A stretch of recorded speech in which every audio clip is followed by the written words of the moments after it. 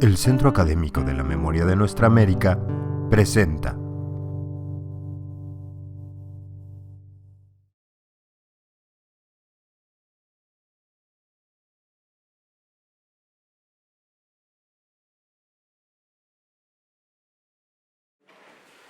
Me da mucho gusto hacer este comentario al texto que ha compilado Silvina Romano con un grupo de investigadores de diferentes partes de América Latina. En la medida que fui avanzando en la lectura, me di cuenta que había hecho muy bien en aceptar la invitación. Bien, si bien el término lawfare aparece por vez primera en 1975, escrito por los australianos John Carlson y Neville Thomas Jomans, en un texto intitulado ¿Hacia dónde va la ley? ¿Humanidad o barbarie? La judicialización de la política, estrategia conocida como lawfare, fue estudiada y sistematizada por el coronel estadounidense Charles Dunlap en un artículo del 29 de noviembre de 2001 intitulado Intervenciones legales y militares, preservar los valores humanitarios en los conflictos del siglo XIX, convirtiendo, entrecomillado, el uso de la ley como arma de guerra. Y como, nuevamente entrecomillado, la característica más nueva del combate del siglo XIX. En efecto, la ley ha devenido un medio para invalidar por vía jurídica a un adversario político mediante el uso indebido de instrumentos jurídicos para fines de persecución política, destrucción de imagen pública e inhabilitación de un adversario político. Es posible que esta noción del uso de la ley no sea tan ajena a la que hemos visto en tantos films western aplicada por los sheriffes a los maleantes y forajidos definidos como fuera de la ley.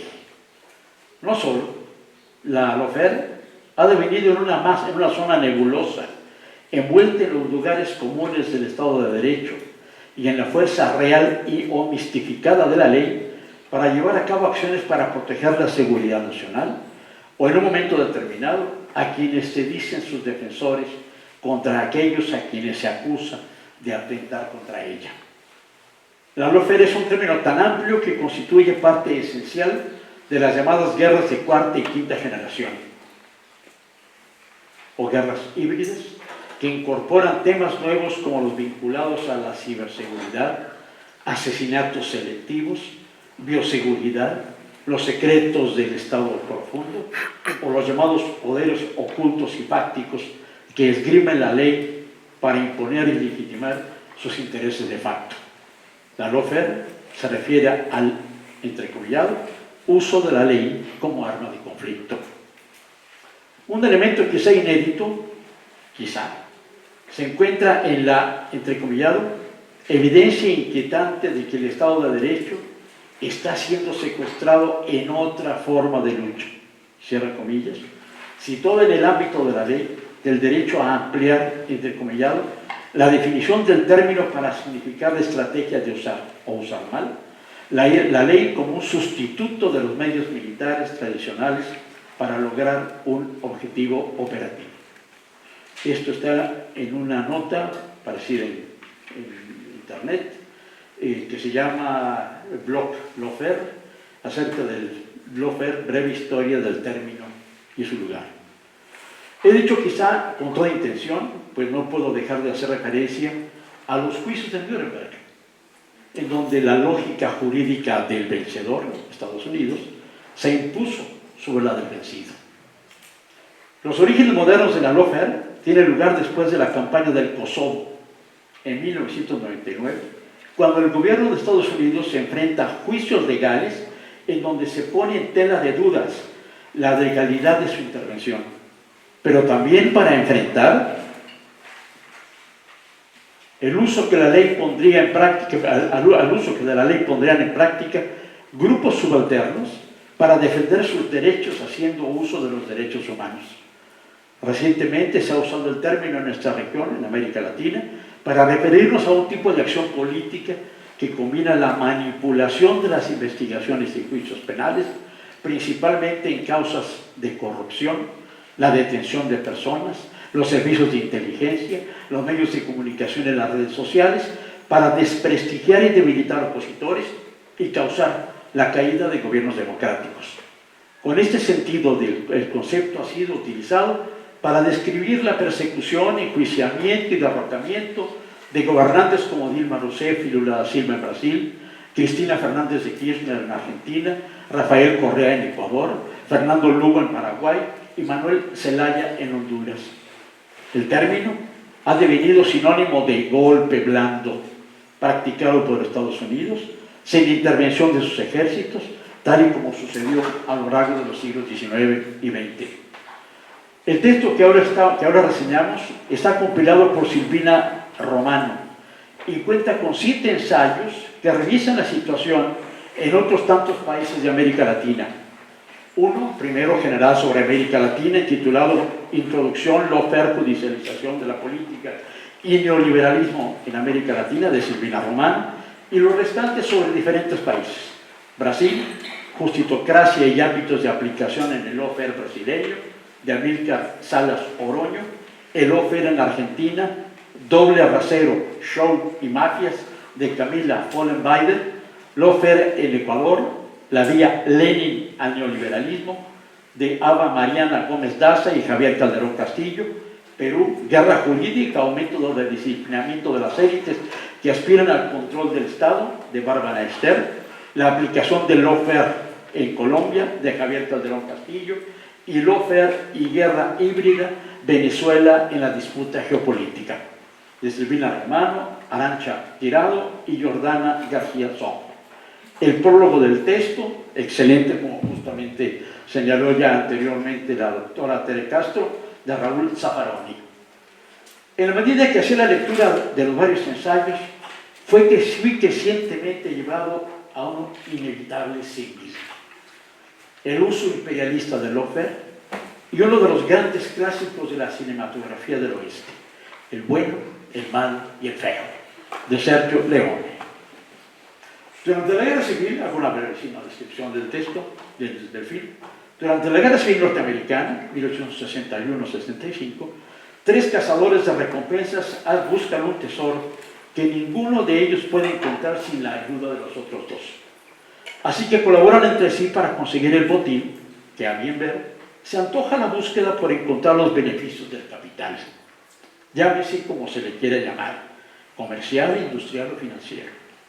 Uno, el malo, que actúa desde la altura del imperialismo corporativo financiero. El segundo, el bueno, que pone en práctica las medidas para generar riquezas en su nación y cuya independencia no resulta del agrado del malo. El bueno radicaliza sus posiciones y se convierte en un decidido reivindicador de sus propios recursos y la necesidad de distribuirlos entre los suyos, y hasta promete poner en marcha medidas propias del pluralismo democrático. El malo recurre al feo, al matón, al gánster económico, al Edward L. Bernays, al titiritero genial, al autor de las fake news, sobrino de Sigmund Freud, que convence a la élite financiera de Boston de que los intereses de la United Fruit son los de Estados Unidos, y que Jacobo Arbenz, en la recién inaugurada democracia de Guatemala, es dependiente del Kremlin, que hará de su país un satélite soviético.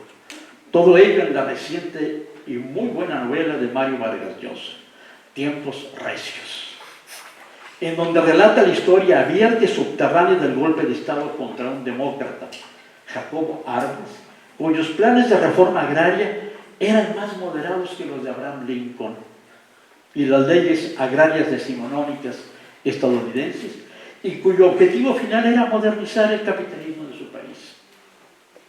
Ahora, Edward L. Bernays, el feo, junto con Carlos Castillo Armas, el autor del golpe de Estado contra Armas, para reimponer, entrecomillado, una dictadura al servicio de latifundistas codiciosos y racistas, se encuentra bajo las figuras togadas de jueces, llámeseles como se quiera: Sergio Moro, Eduardo Medina Mora o el cartel de la toga, para llevar al bueno a la picota, a la cárcel o al defenestramiento del poder. Leone supo leer la lucha de clases nacional e internacional, tanto en el viejo oeste como quizá también en nuestra América. En la serie de artículos compilados por Silvina Romana se ofrece una noción negativa del lawfare, en una perspectiva contraria y crítica a la del general Dunlop, tal y como lo define el Third World Approaches to International Law, movimiento fundado en 1955 contra el uso hegemónico de la ley y el derecho por parte de las potencias imperialistas y colonialistas sobre los países de América Latina, Asia y África, por lo que el lawfare aparece, entrecomillado, como el abuso de la ley que materializa la asimetría, la colonialidad y la dependencia inscritas en las relaciones internacionales, cierran comillas. La ley y el derecho han sido utilizadas desde el Imperio Romano y la expansión de la monarquía española como instrumentos para ejercer y perpetuar su hegemonía sobre los pueblos dominados. Recordemos a Aníbal Quijano y sus escritos. En los tiempos modernos, a partir de la constitución del Estado-Nación, el lawfare es un instrumento blandido por el Estado, el gobierno o minorías privilegiadas o selectas que desde arriba imponen sus intereses de clase y su particular visión del mundo. El lawfare, la judicialización de la política, constituye un instrumento de uso permanente, cotidiano, continuo y discrecional de la actividad política. Forma parte inherente al ejercicio de la dominación política, tanto en los ámbitos circunscritos del espacio nacional como en los espacios más dilatados de la arena internacional. A través de la lawfare se establecen las reglas de juego para la acción política en una multiplicidad de foros: los procesos electorales, la ocupación de posiciones de poder en los diferentes niveles del comando político, los procesos de elaboración de las leyes en el Congreso y la delimitación y definición de los comportamientos de los diferentes sectores políticos. Históricamente, los regímenes políticos han hecho uso de los aparatos vinculados al Poder Judicial para imponer la voluntad de la élite política, llegando al punto de ofrecer su particular visión del uso de la ley. No nos resulta extraño la afirmación de Silvina Romana cuando afirma que, entrecomillado, la utilización de la ley desde arriba propicia una creciente justitocracia que aumenta hasta su deformación el alcance del aparato judicial o de los tribunales de la política, intentando resolver por la vía judicial lo que debería ser resuelto por la vía política. Cierra comillas. No hace mucho en México, en 2006, el presidente Vicente Fox intentó descarrilar la candidatura presidencial de Andrés Manuel López Obrador, despojándole del fuero al que tenía derecho para llevarlo a la cárcel. No es una excepción. En la última década, en 25 países de América Latina, las Cortes Constitucionales han sido convocadas a hacer uso del impeachment para defenestrar a prominentes líderes políticos, por lo que, entrecomillado, se viene generando una profunda transferencia de poder de las instituciones representativas a las instituciones judiciales, fomentando, escribe Marco Feoli, una transición a la justitocracia. Cierra comillas. No sé si esto es un avance frente a las opciones que se ofrecían en nuestros países a los políticos que se les desplazaba del poder mediante argucias o el uso impietoso de la fuerza. Encierro, destierro o entierro. Es una frase que se atribuye al dictador hondureño general Tiburcio Carías Andino, mismo que gobernó Honduras durante 16 años, entre el 33 y el 49. A lo largo de los 3 últimos lustros, la justitocracia es un modo de recortar la democracia procedimental, señala Silvina, amputando el canal representativo y deliberativo. A su vez, la justitocracia asume un rol protagónico en el retorno o permanencia de gobiernos de derecha conservadores, sirviendo como uno de los engranajes para la rehabilitación del neoliberalismo y la anulación o obturación de sectores y líderes que postulan proyectos alternativos. Cierro comillas.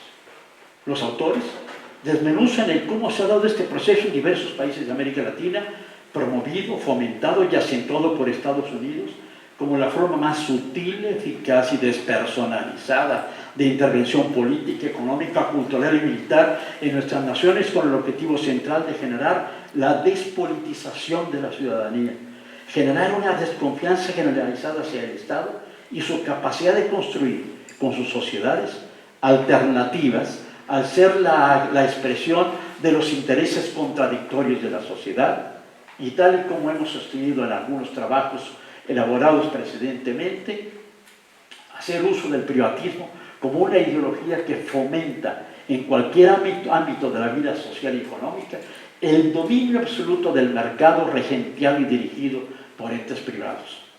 En ese sentido, es una ideología esencialmente antidemocrática y totalitaria. El privatismo surge como una mutación del individualismo y se caracteriza por, entrecomillado, la devaluación de la dimensión pública, colectiva, de la vida social. Se acompaña de procesos sociales y culturales que no valoran la individualidad, por el contrario, la descalifican, confinándola en la indiferencia hacia los vínculos sociales, entregándola no solo a su particular, sino más bien a su inmediatez. Cierra comillas, es una cita de Leonardo. El individuo, producto de la nueva forma de capital, según Ziegler, no tiene identidad ni historia. El capital globalizado produce individuos atomizados, aislados los unos de los otros. Los individuos realmente existentes en el triunfo universal del capitalismo corporativo y globalizado son definidos como fragmentos de seres sociales débiles, indefensos, dejados solos para enfrentar a los grandes sistemas y que se ven expoliados de su propia voluntad política al arrojarlos en manos de la imposición de una ley ajena que los convierte en ciudadanos irrepresentados, alienados, sin voz. Yo felicito a Silvina por este excelente trabajo y realmente recomiendo ampliamente su lectura. Nos pone además ante sucesos que están hoy a la orden del día. No son eventos, digamos, de un pasado remoto. Lo estamos prácticamente viendo todos los días frente a nuestros ojos. Y el hecho de poder efectivamente elaborar con un equipo excelente este tipo de trabajo, yo creo que vale la pena efectivamente acercarse al trabajo y seguir con mucha atención esos procesos que están convulsionando día con día nuestra región. Muchas gracias.